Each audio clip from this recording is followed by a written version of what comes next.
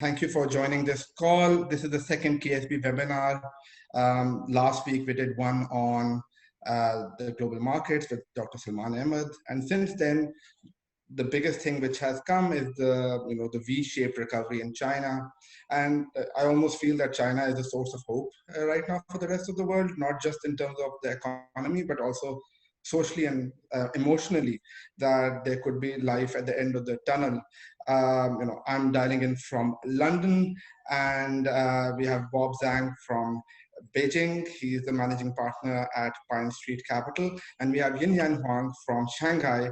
She's the head of product development at Eastspring Investments. And most of our participants on this call today are dialing in from Pakistan. So we have people from London, Shanghai, Beijing, and from Karachi, Lahore, and Islamabad, mostly in Pakistan. So with that, Bob and Yinyan, thank you for joining this call. I would love to get your opinion on how was the experience of going into the lockdown? When did you find out about the virus? The news about Wuhan, when did it reach you? How long did it take for your cities to go into a lockdown? And if you can share any experiences of, how was the life living in a lockdown? How long was it? How difficult was it? So, we can start with Yinyan, with ladies first, and then we can go to Bob. Yeah. Sure. I think the first time I actually found out there's a virus going around is about a week before Chinese New Year. So 24th is the Chinese New Year Eve, and Shanghai had a sort of city lockdown on the 23rd. So just the eve before. The interesting thing is, a week before that, I actually had a small operation. So I went to the hospital, and I overheard the nurses were talking about there's a control on the masks. So you can't really get masks whenever you want, and there's a assigned amount to the nurses and doctors. And then they were talking to themselves, saying that they can't share some of the information on social media as told by the bosses in the hospital. And then I sort of realized something's going on.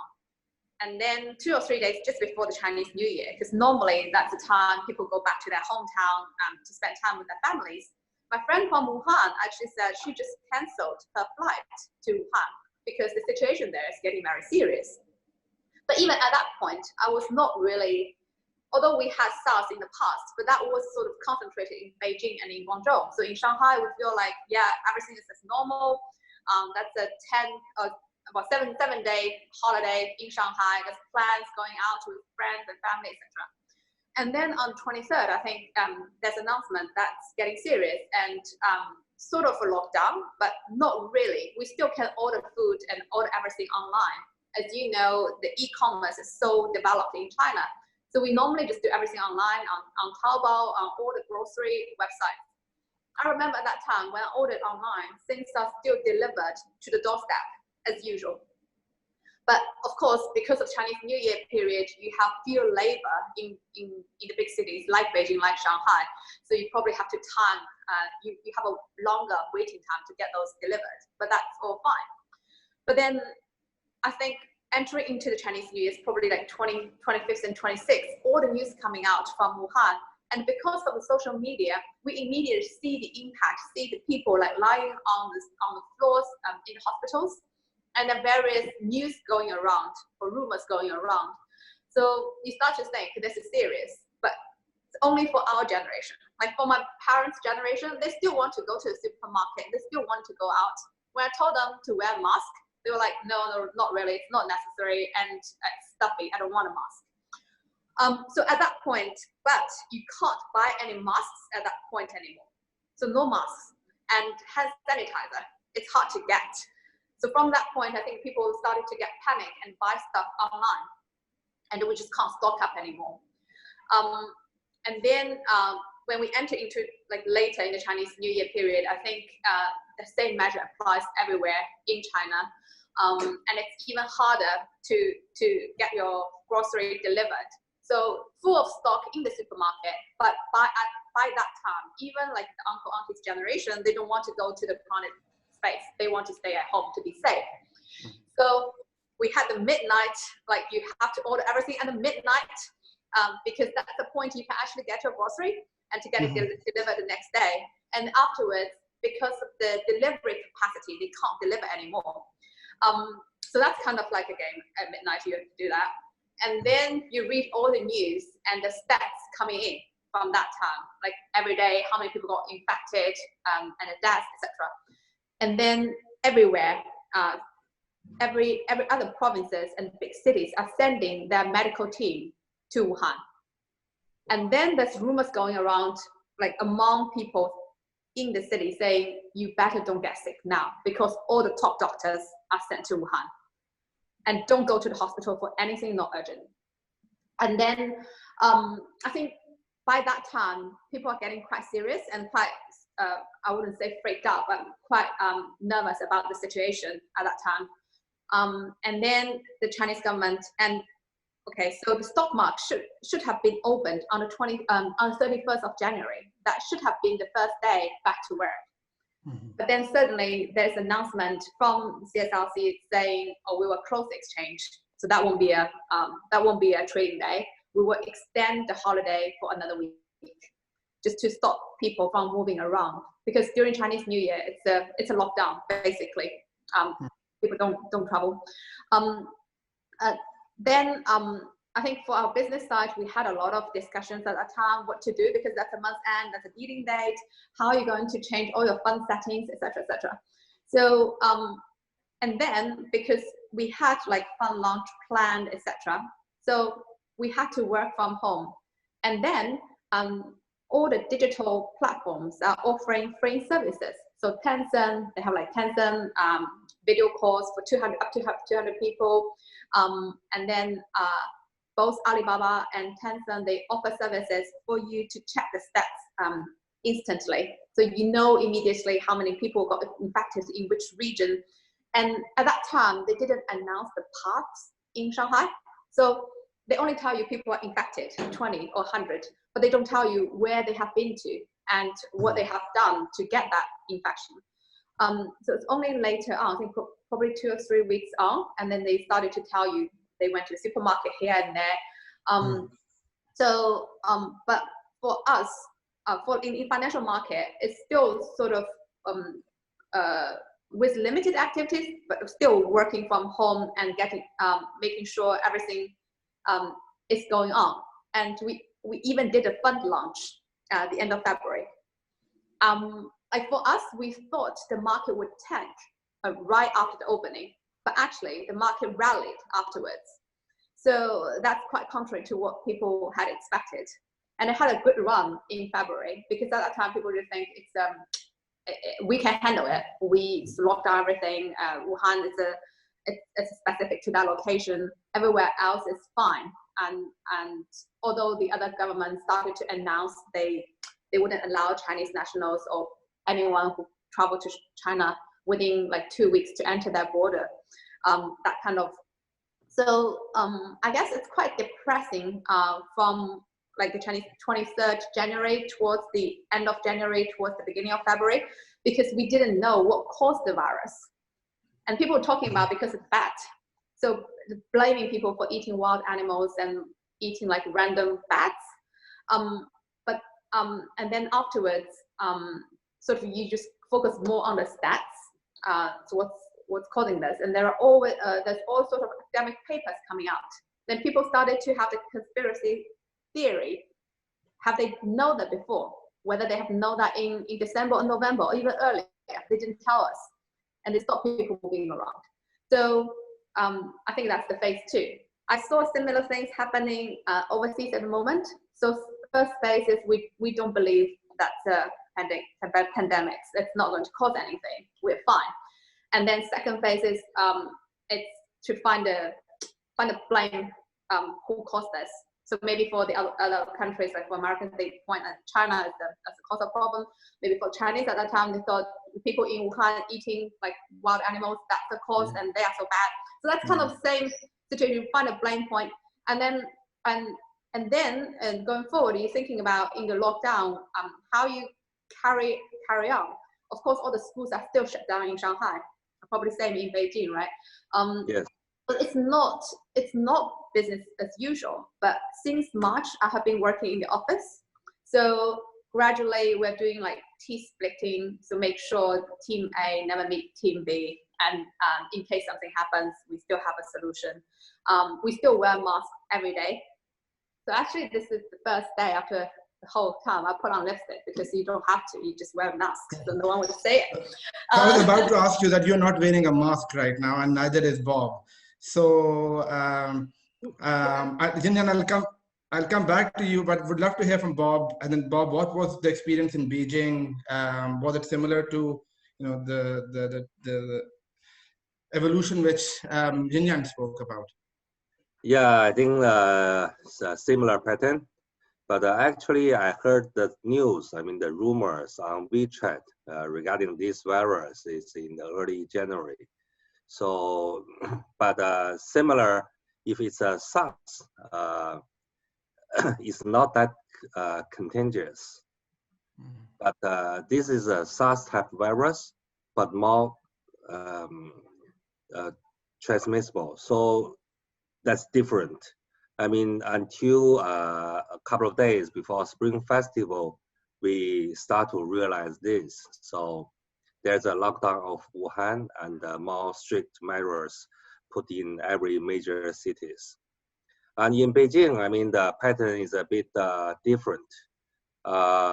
We see at the first couple of weeks after the Wuhan lockdown, Beijing is still quite okay. People still came in and came out. But after local government official, I mean, get sick, and then Beijing put on 2 weeks quarantine rules for every people from the outside, and still now. I'm not sure how it's Shanghai, but even the Beijing people, they go out Beijing, if they go go back, still need to stay at home for 2 weeks until now, and the school is done. I think right now for the office are kind of back to normal, but we still have this 50% occupation rate requirement for the office. Everybody on the mask. So for me, I plan a trip to Singapore, I mean, in January 27th, but I canceled the flight. And I asked, everyone to work from home until now. So I think there's an evolve of the attitude towards this virus. And at the same time, as Ian mentioned, the China stock market, I mean, we see a sharp decline at the first day after the Spring Festival. And then we have a strong rebound led by the TMT sector. Because at that time, the sentiment is that if it's a local thing, we control it okay, then it will be like SARS. We will only lose 1/4 earnings. But now, after the, I think it's in the 26th of February, the market, when this thing developed in the overseas, we realized that we may lose the whole year's earnings. It's not about the supply chain, it's about the demand. So there's a market, second dip for the market until now. Yeah, I think I will stop here. Yeah, that's the feelings of my side. Yeah. No, that's very interesting because as in Pakistan market also has had a very strong rally last week, and the week which is ending today. And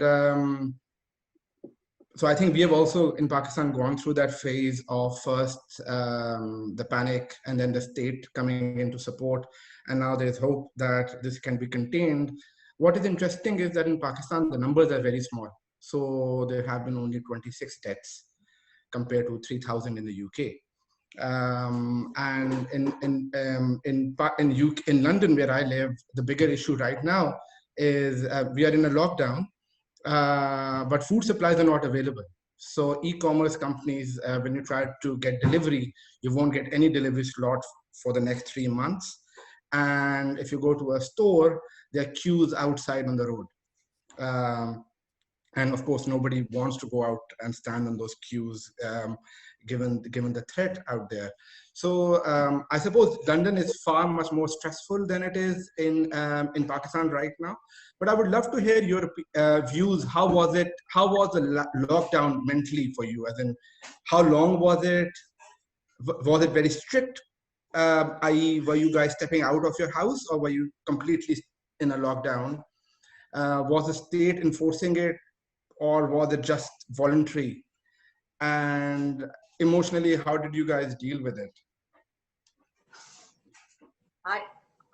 I didn't even get out. I think for my compound, we were given a ticket for each person living in the family. So if you want to get out or get in the compound, you have to show your ticket.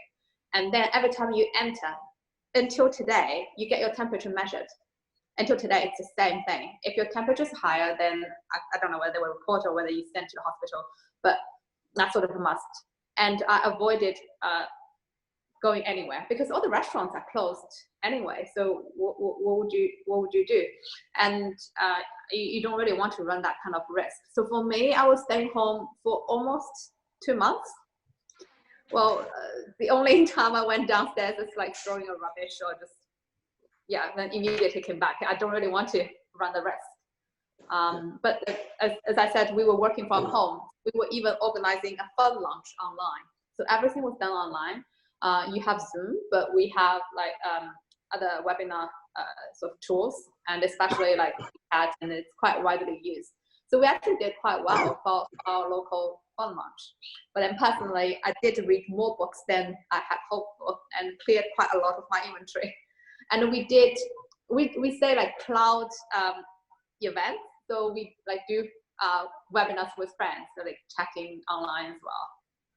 Mm-hmm. Then that's very interesting. And Bob, you mentioned something similar when we were speaking earlier, that even in Beijing, there are checks at the building level.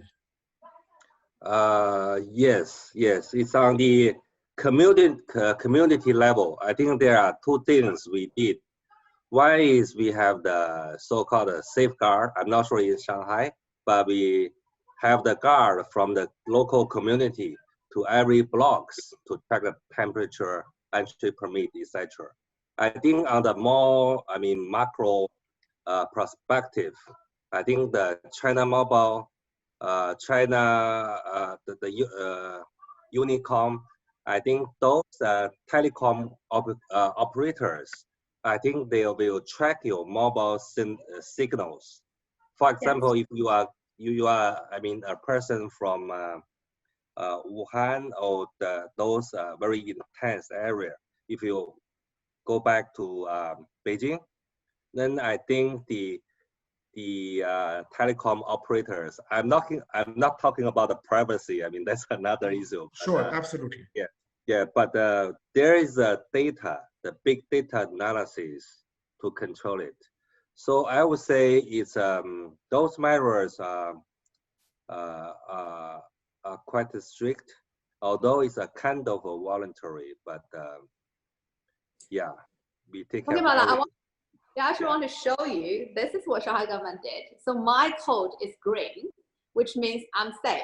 So whenever I enter a building or go to a shopping mall, I have to show this code. If it's green, that means okay. If it's a yellow, you have to stay in the house, self-quarantine. If it's red, you're probably in the centralized quarantine center. So like for my friends traveling from overseas back to China, they did a lot of checks on the plane.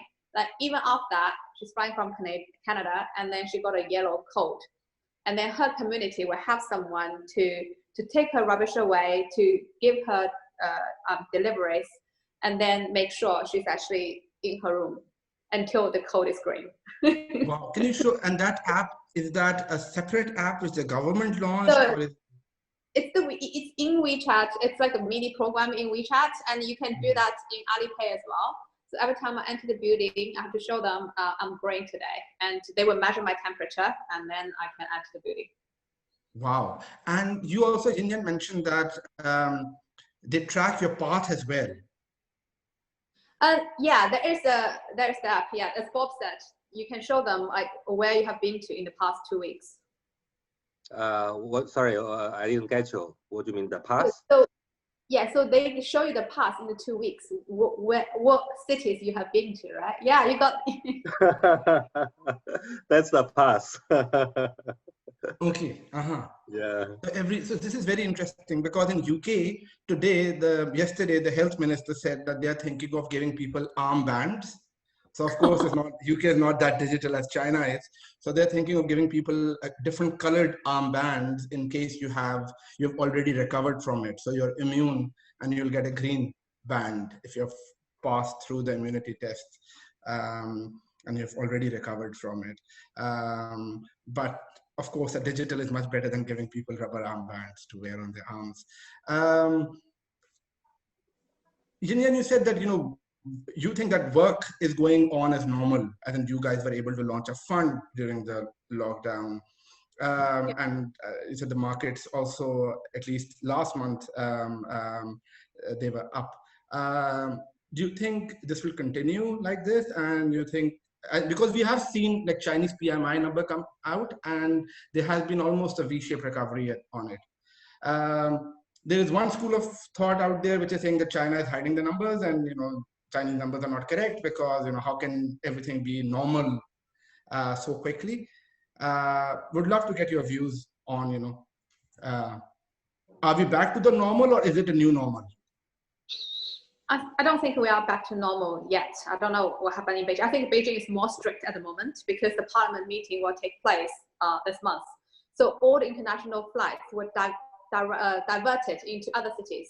So Shanghai probably gets most of it. So people worry about the imported cases from abroad because a lot of Chinese living overseas now coming back because it's happening like it's even worse overseas. So for example, in the UK, there are a lot of Chinese students there, and normally they're under 18 years old. So their parents are really keen to get all the kids back. And especially when Boris Johnson said there's a herd immunity going on. And then people are worried here because in China, whenever you have a fever, you will be put into a centralized quarantine or in a hospital. At least we have the resources to look after you. And I know my friends in the UK, 4 of them have already got infected and they had to stay at home. So NHS told them you couldn't go to the hospital until you can't breathe. But that's really like late stage. But in China, people were worried about the imported cases and what's the implication. Now they talk about there are infected people without symptoms. So without a fever, without coughing, but they're carriers of the virus. So what would happen next? Will that be a second peak? There'll be more imported cases and people think that, okay, there's no symptoms, they let go and they home and then they go into the community and then started to infect people again. So I think that's what people worry about. And then in terms of the market, I think February had a big rally. And afterwards, when the virus outbreak happened everywhere in the world, and people started to worry about the impact on China as a supply chain or as a supplier, word factory to everyone. And especially after the US market has such a volatile time, and also the oil price, etc. So that kind of had impact in China. Because initially we thought it would be okay, it would be postponed consumption. And the people were talking about the revenge consumption. Once we're out, we just go out and spend. But then it seems it's more contained at the moment. And even I do have friends asking me to go out for dinner, etc. And I don't feel safe going there. So you see a lot of local governments actually going to the restaurants themselves just to showcase that it's safe to go out. It's safe to consume now. And even governments are giving out consumption vouchers to encourage people to spend. But then from our perspective, if there's no vaccine, or if there's no hope of vaccine to coming out soon, there will still be fear. And then initially, as Bob said, we thought it would be done like in a quarter. We all quarantine. And then Bob probably remember at that time, government keeps telling you, okay, so 2 weeks from now on, there will be no cases. It will be contained. And then mid-February will be all fine. It's not. And then end of February, no. And then just going on and on. And they were talking about, because schools is a good measurement to see when we will be back to normal, right? If school can open, that means it's all fine now. But there's no sign of school reopening in Shanghai.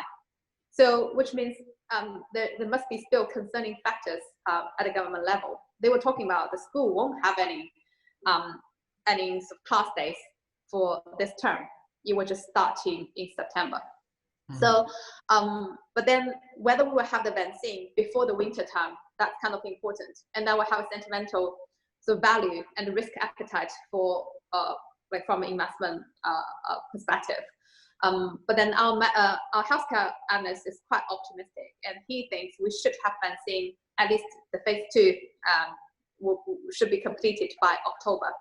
So if something happens in winter, we can actually test it in phase 3. But then what you see now is all happening in the North Hemisphere, so it's all sort of winter season now. But you just don't know whether going to like the on the south side, when they go into winter, what will happen down there. I think if we have a vaccine, psychologically we will feel better, and people will think it can be controlled. But at the moment, I don't think the risk appetite is back. I'm not sure about on the bot side. Yeah, I think actually the numbers is like the market. If you look at the PMI, the manufacturing PMI and the service PMI, I think we should dive it into two aspects. The manufacturing is really it should be a V-shaped rebound because there are lots of projects start, right? And there are, I think the local government are encouraging those projects on hold to become, to start. So the V shape of the manufacturing is normal. And the service PMI, if you look at the logistics and the other related sectors, which are not affected that much. But I think 1 month's number cannot confirm the shape of the economy. As I said, it's the demand side. Even as Ali mentioned that even there are only very few cases in Pakistan, but we need to remember those things, they grow daily exponential compound. It could be very fast and panic and heavy burden for the medical, the hospital system. So I think the new normal will be quite long. For the market, I think if we see signs of Apple or those automakers, when they start to cut orders, then there will be pro-cyclical investors to go into those areas to pick survivors in those segments. So that's my sense of the market right now. I think it's still too early for those manufacturers or different sectors saying that. In China, we are okay about the whole years. Yeah.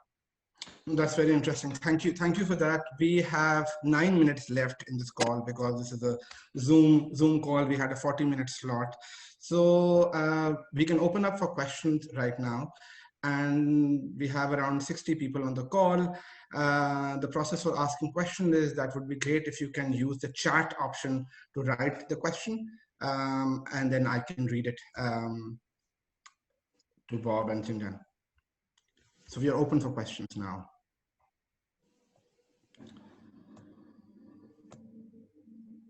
And I don't see any question right now, so I can use that time. Any message you want to? Sorry, Yinyan?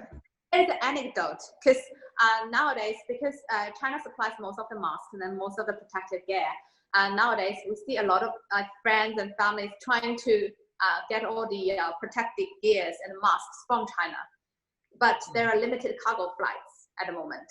So I was trying to send masks to South Africa to my ex-boss 2 weeks ago, but then because of the limited flight, for 1 kilogram, they're charging over 7,000 RMB. That's $1,000 per kilogram.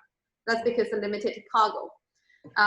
And then we see people are getting all these to America, to Europe. So I think it's quite, people started to to pay attention to those masks and to those protective gears overseas. That's a very interesting. Supply chain disruptions, I think that will be a big problem. And I see that, I also was trying to get some masks from Pakistan because we can't find any masks here earlier on, but I couldn't get them.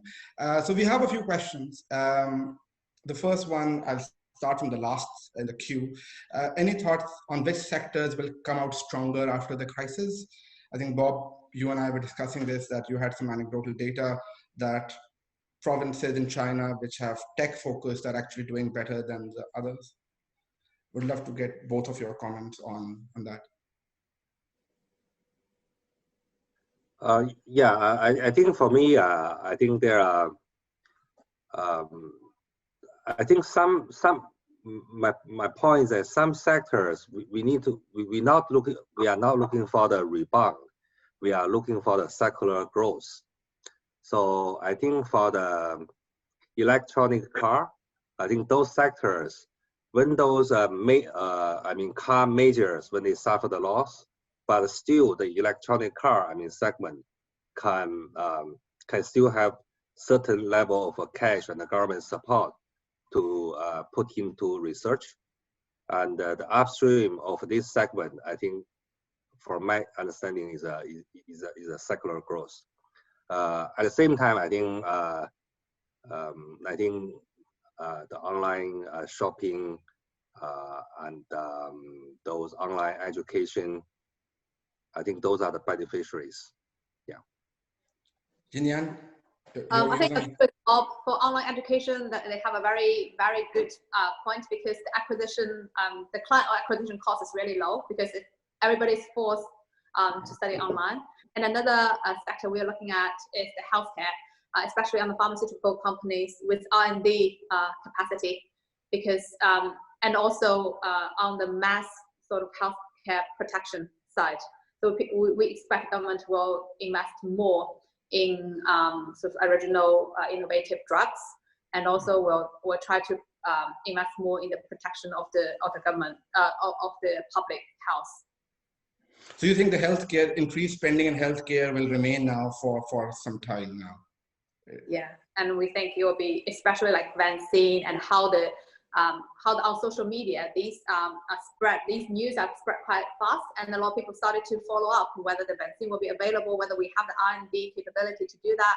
So I think this is an area, it's good news for the innovative drugs, and probably government will have more favorable policies for the local Chinese companies to encourage them to spend more on R&D and for innovative drugs. So Yinyan, we have another question, and Bob, and I think you guys touched on it. Do you think there will be a second wave of COVID in China, maybe imported, or maybe because of the winter season when it comes back in December? And was the virus concentrated in the Wuhan province, or how did they just manage to isolate it over there and not allow it to spread to other regions? Because the US, for example, has not been able to isolate it in any particular geography. Yeah. So what did China do right? I think my point is that actually it's regarding it's a cultural thing. I think when everybody put on mask, when everybody, managed by those code and entry cards, right? And yeah, that will disrupt the contagion train. So I think it's possible. I won't say there will be no, single case across the country, but I think when this thing, going to the peak, when they peak out, you will see after 2 to 3 weeks, the numbers will significantly drop. I think in the US, they are still at the stage of peaking out. So that's different. Yeah. I think it's different in the government system. I don't think anywhere in the world will have the power or authority of the Chinese government to actually suddenly lock down all the cities or province and to restrict the movement of people. And I don't think anywhere like China, the Chinese people are quite used to it, and we are more obedient than, I would say, the Americans. So we're more willing to sort of obey the news. And as Bob said, it's a great management. Basically, in the community, in everywhere, there are checks to make sure you are not a carrier. So I think this is something other countries might be hard to copy. And then whether there will be a second wave, I personally don't think it's possible to lock down if it's a wave around the world, unless China locked down completely, unless there's no exchange of goods on people. It's not possible like to stop, because it's now a universal problem. If it peaks somewhere around the world, it will have a ripple impact everywhere. So I'm just hoping that vaccine will emerge before the second wave coming into China. I don't think we can avoid it. It will happen, but how to reduce that kind of impact? If we have vaccine, the impact will quite limited or terminated. If we don't have it, how we sort of flatten the curve and try to minimize the impact on the economy. I don't think we should shut down forever, and we've already seen the economic impact on people. Yes. Yeah. So that's very interesting. You spoke about grid management, and I was reading about the Spanish flu and the experience of New York in dealing with the Spanish flu back in 1917. And they also used a grid approach to every to New York City, to every region, and they had controls at that level. So it's interesting that China actually did that. And you still are going through a process where you're doing that, where you have a code. And there were a few questions, but I think you have answered most of them. So you said you think that a vaccine should be there by October. So before, which is quite an optimistic view. Do you think a vaccine will come from China? Because I just had a chat with our healthcare analyst yesterday. And then he said, because China and the US using different approaches to actually doing the research on the vaccine, and he's quite optimistic that the phase 2 will be completed by October. So we have hope. Bob, you might have a different view. Yeah, I'm not sure, but for the vaccine, for the flu vaccine, I think the Chinese 1% to get a flu vaccine. I'm not sure how is the percentage of the US, but should be 30%, I think. So yeah, that's a new normal. So maybe just the last question. There's a fear of mass layoffs and unemployment. Of course, we have seen that in the US with 6.6 million unemployed over the last week. How has China dealt with that? Or do you see a lot of unemployment over there? Or is the government stepping in to stop and control that? For me, I think it's really hard to control, right? If you look at I think the government SOE sector are okay. There won't be layoffs, right? And some other sectors, for example, we see one sector booming and one sector suffer. So some restaurant employees, they go to the logistic companies, say, to deliver the online orders.